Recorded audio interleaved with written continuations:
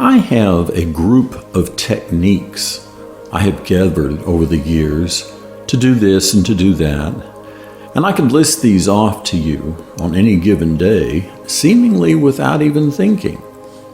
Let me tell you a story about those collected techniques. About 6 months ago, I found myself buried in a resentment, and we all know how lovely that can go. Thank heaven for my sponsor, who pointed out, "Jeff, you don't resent anybody here. You're future tripping the heck out of something that will probably never ever happen. Stop it." And then we had to discuss why I was picking up something out of the air to focus all my attention upon and completely waste all of that energy and time.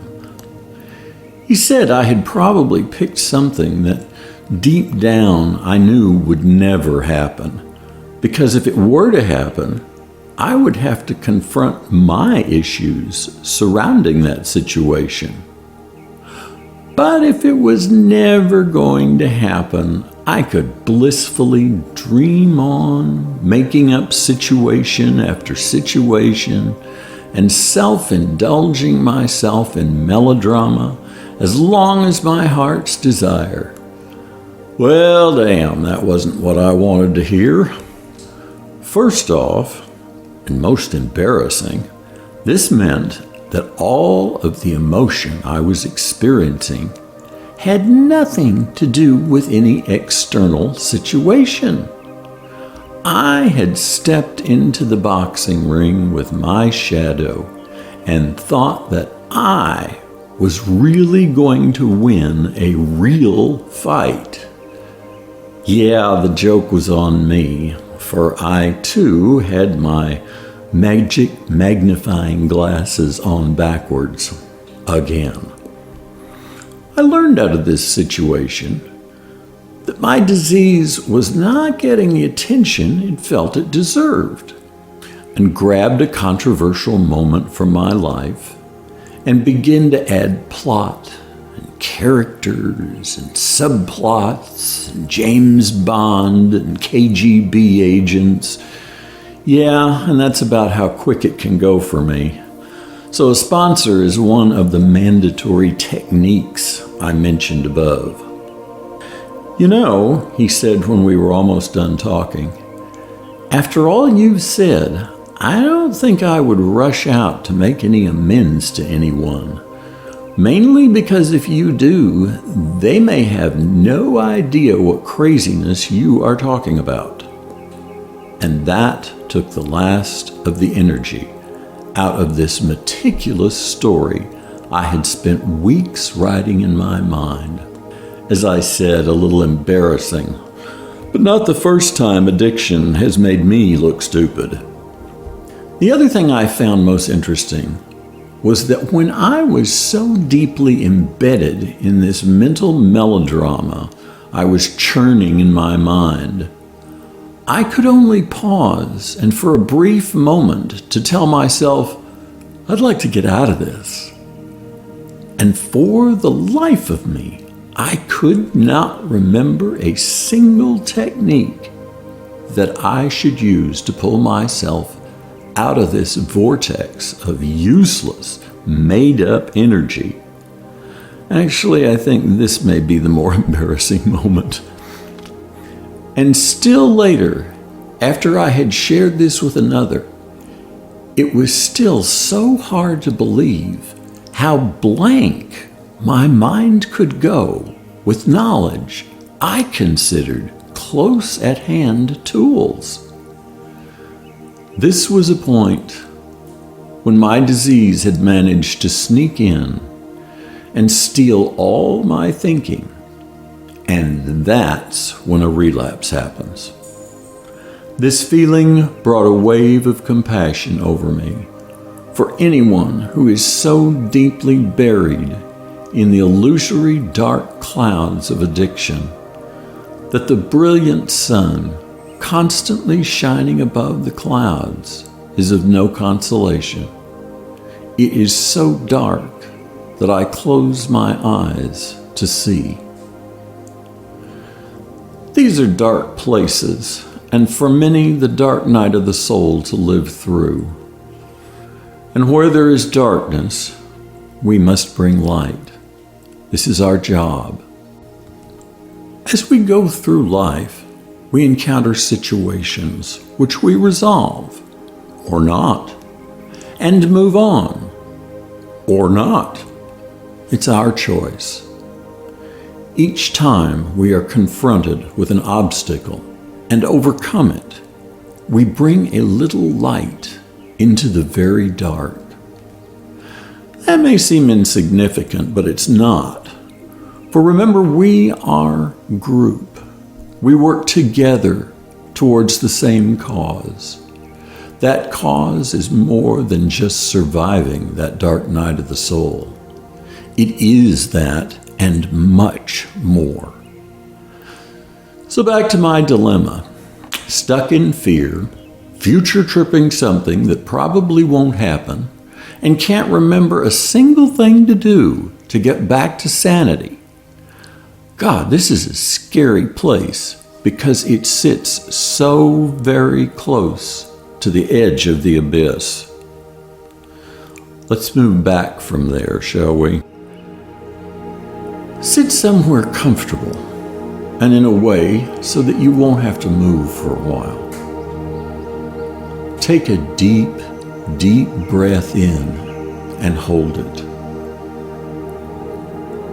As you close your eyes, let this breath slowly out through your mouth. Try to settle your emotions as best you can for now, and then clear your mind. I call it blanking my mind because I attempt to think nothing, and that's harder to do than one would think.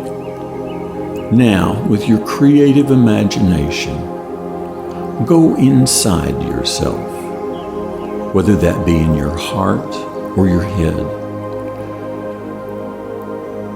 Be here.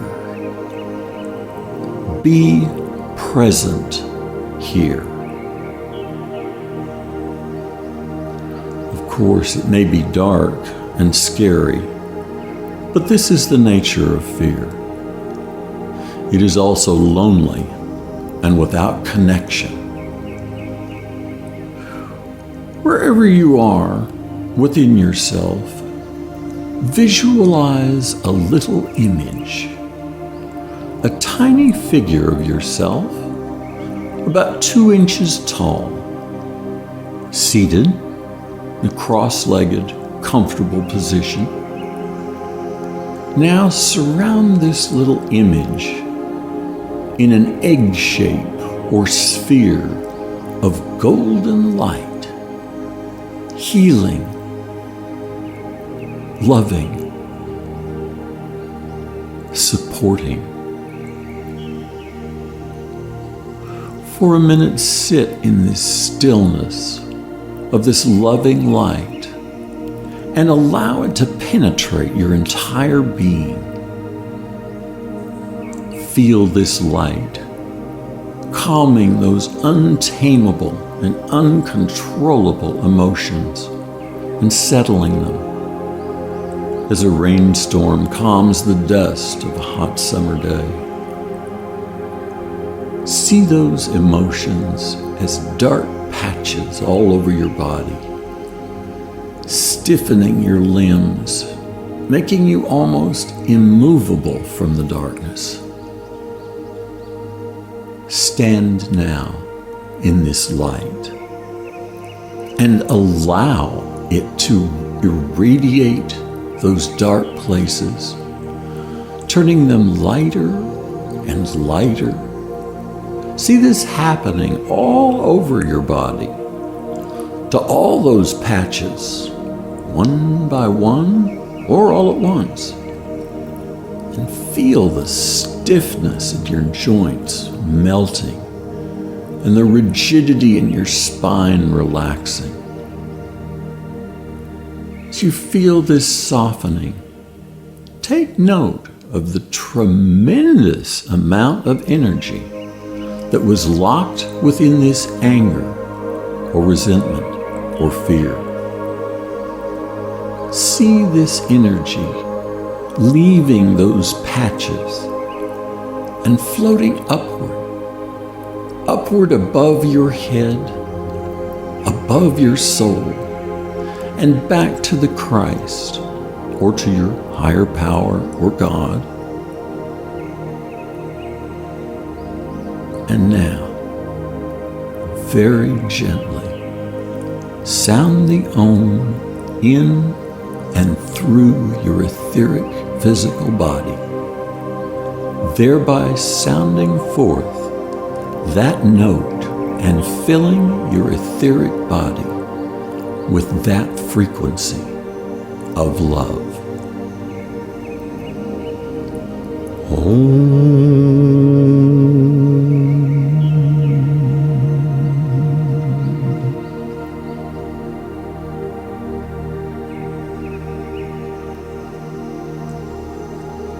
Feel the agility returning to your physical body. There is a lightness you could not feel before. The stiffness is gone. And now, with that calm, gently move up to your emotional astral body, which has been in so much turmoil. Again, very gently, sound an Om, conveying that note of love and peace and calm.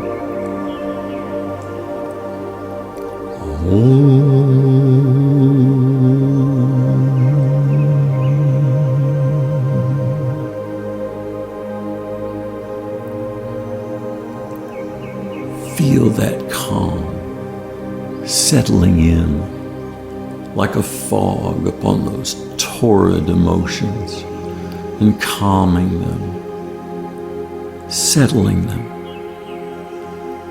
stilling them. Be here. Be present in this stillness and allow it to penetrate every part, every corner of your astral body. Feel this calm like your breath on a cold winter's morning.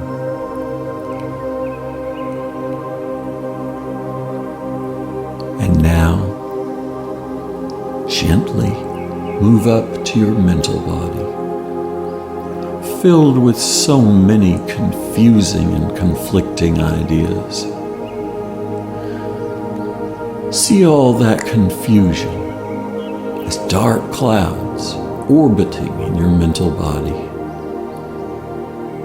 From that little image deep within your heart, radiate a golden light into your mental body, enlightening, revealing, unobscuring those dark clouds and making your mental body clear and golden in color. And again, fill it with that love and peace which passeth all understanding, by very gently sounding the Om.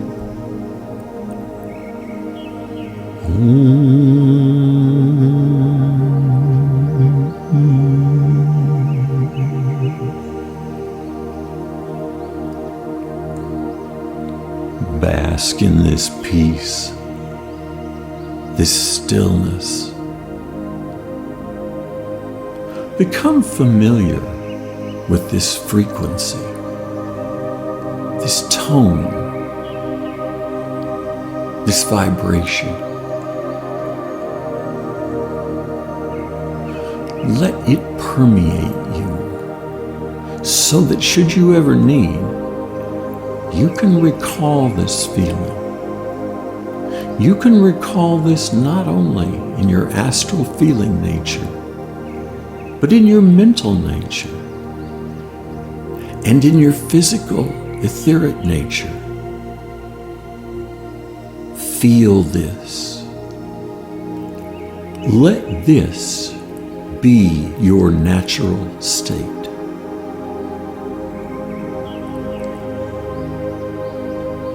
Now relax the intensity of your focus, but stay as long as you can in the peace, in that little figure of you, in your heart center.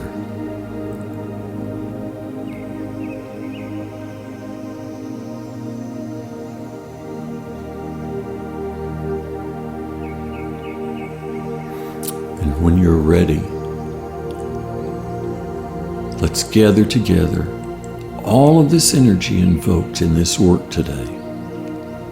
And after it fulfills its divine purpose and plan, we return it to the source, the Christ, the Father, your higher power, with gratitude, love, and thanksgiving, by softly and gently sounding the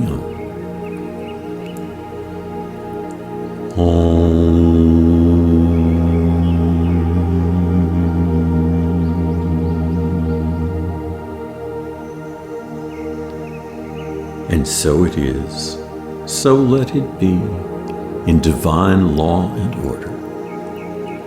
And may you have a blessed day.